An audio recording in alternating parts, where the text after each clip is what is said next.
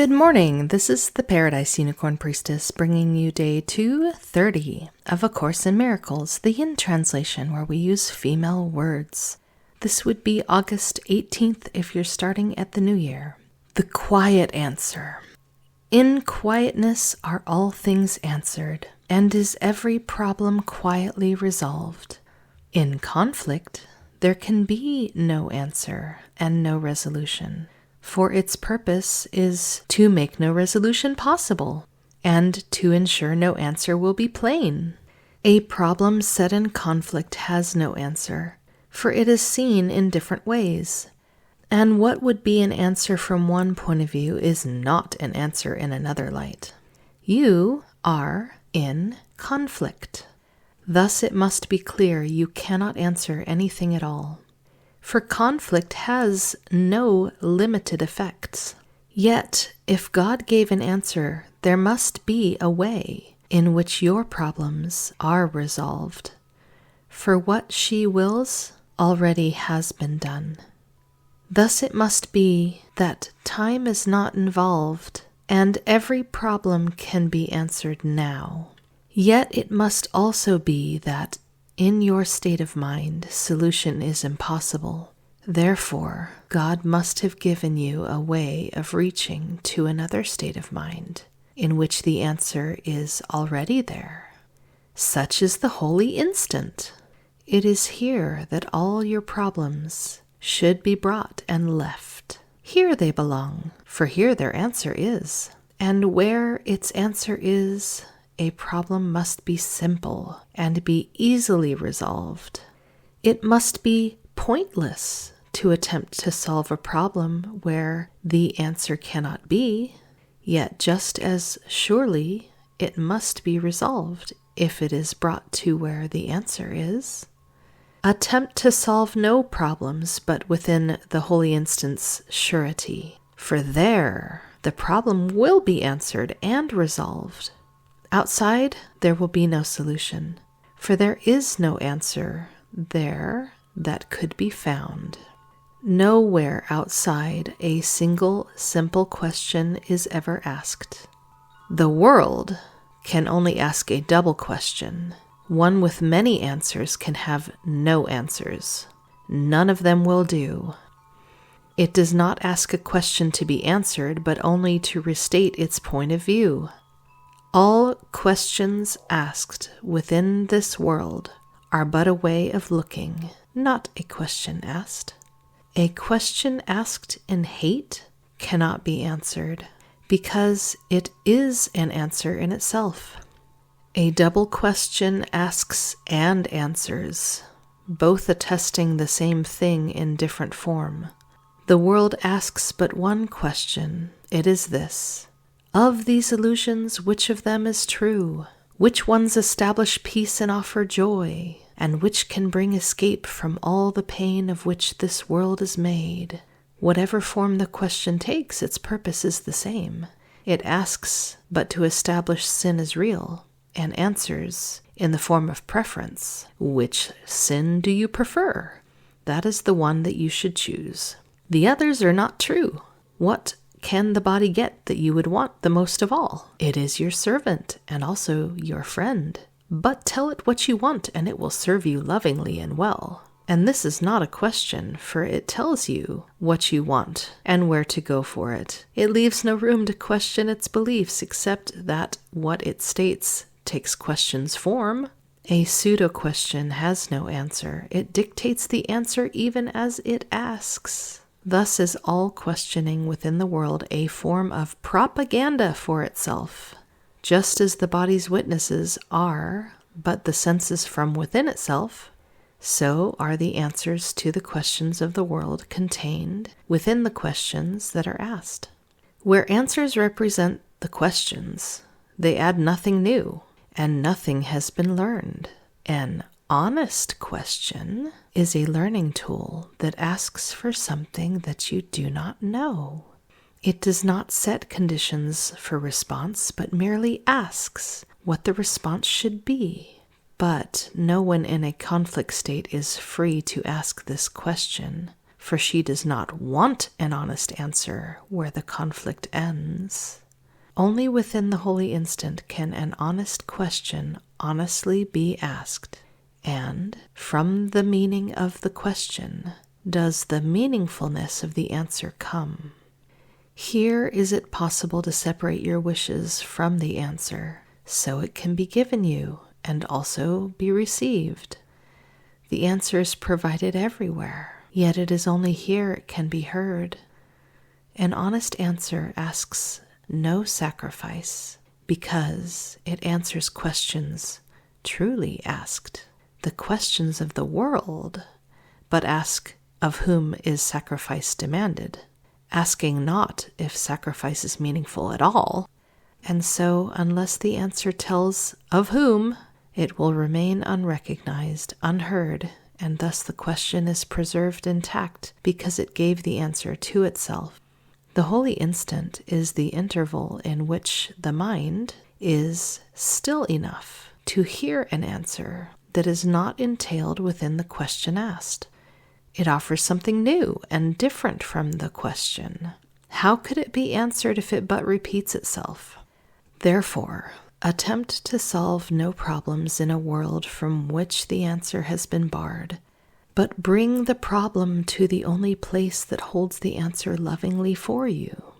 Here are the answers that will solve your problems, because they stand apart from them, and see what can be answered, what the question is. Within the world, the answers merely raise another question, though they leave the first unanswered. In the holy instant, you can bring the question to the answer and receive the answer that was made for you. It is said by many that Albert Einstein said something to the effect that a problem cannot be solved in the same mindset that created it. Considering how many different forms the quote takes, I think perhaps he did not actually say that. But it is a thought that resonates with a lot of people because they have found by their own experience that it is true. And I dare say we are all familiar with questions that we felt were traps. Indeed, A Course in Miracles says that in this world it's impossible that a question not be a trap. All questions asked in this world are propaganda for themselves. Hilarious! The questions are full of assumptions that are limitations, that are not true. They're part of the illusion. And in this world, in this dream illusion, it is full of impossible situations that have no solution in which everyone is happy. No, it requires a miracle to see that, because a miracle undoes parts of the illusion, the parts that we have relinquished. The real world, what I call paradise, is a world where no one loses and everyone wins. Since that can't exist here, the only real answer to our problems is a miracle. And those answers come to us when we get still and quiet enough, which is what happens in the holy instant. There have been many people who found that answers came to them while they were in the shower. Was it not Archimedes that shouted Eureka while he was in the bathtub? Perhaps there is something about bathing that gets us somewhere in the vicinity of the holy instant, that sacred stillness and quietness that takes us out of the conflagration that is the world. We are told that the ego bid us make this world so that it would be a place where we would be put in impossible situations that would upset us inherently. We might be snookered in, lured in by things that seem very desirable, but then there's the gotcha moment. How much of our time in life is spent problem solving? A Course in Miracles makes the radical claim that it is impossible to solve our own problems in the dream. And how many of us have experienced a nighttime dream where we are just spinning our wheels trying to solve some ridiculous problem based on a premise that isn't even true? I could fill a book with the dreams I've had like that. And A Course in Miracles is asking me to look at my supposedly real life as being the same. It's humbling to be told that I can't problem solve, and I shouldn't even be bothering trying. And it is humbling, but also hopeful to be told that if I give my problems over to the Holy Spirit as A Course in Miracles directs, they will be solved for me, and with no one losing.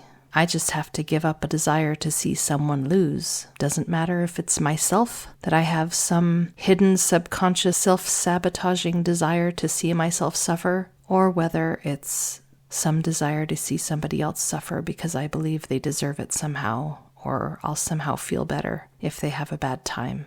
I gotta give all that up, because the only real solutions are ones in which everybody wins.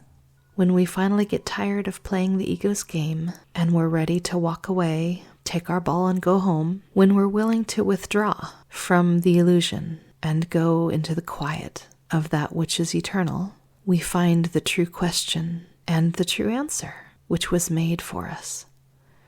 The text says it's only possible to ask a real, honest, open-ended question in the holy instant, and from the meaning of the question comes the meaningfulness of the answer.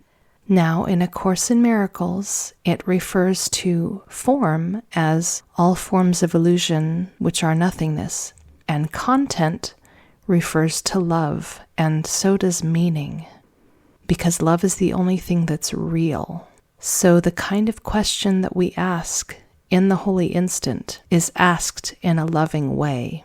It is asked in a way that seeks to do no harm. It seeks no sacrifice of anyone, and that's why it can be answered. Early on in A Course in Miracles, it says we have only one problem and it's already been solved. The one problem is the separation, which never actually happened. So when miracles come like a big eraser to erase what we thought was an insurmountable problem, it's simply showing us the truth, that we were dreaming the problem in the first place and it wasn't real. That is why it's so powerful for us to be willing to offer up every form the illusion possibly takes and admit that it is nothing. So this text reading speaks of honest questions, and we are in the part of A Course in Miracles in the lessons where each lesson comes under the theme of one of these honest, open-ended questions. And today's is the last one that comes under the question of what is forgiveness? That open-ended, honest question and its answer are found in the show notes. And then we proceed to lesson 230. Now will I seek and find the peace of God. In peace I was created, and in peace do I remain. It is not given me to change myself. How merciful is God my mother, that when she created me, she gave me peace forever. Now I ask but to be what I am. And can this be denied me when it is forever true? Mother, I seek the peace you gave as mine in my creation. What was given then must be here now, for my creation was apart from time and still remains beyond all change. The peace in which your child was born into your mind is shining there unchanged. I am as you created me. I need but call on you to find the peace you gave. It is your will that gave it to your child. And that's all for our lesson. Happy practicing.